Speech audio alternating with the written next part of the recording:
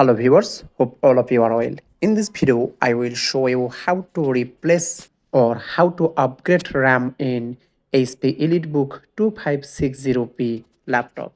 So stay tuned. This is ElitBook 2560P laptop. So I will upgrade RAM and I will show you how to do it. We will put the laptop down like this. There are two locks here. I will put the two locks to both sides. We will pull the back part with hand like this.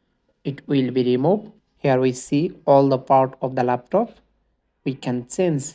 Here you see two RAM slot in the laptop. We will upgrade one RAM or two.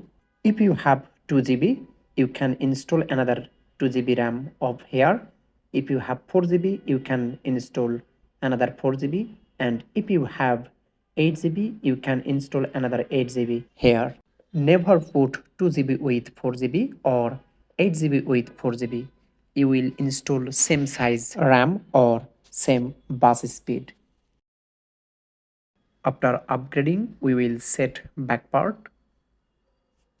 So thank you so much for watching this video. If you have benefited from this video, please don't forget to subscribe the channel. Thank you. Assalamu alaikum.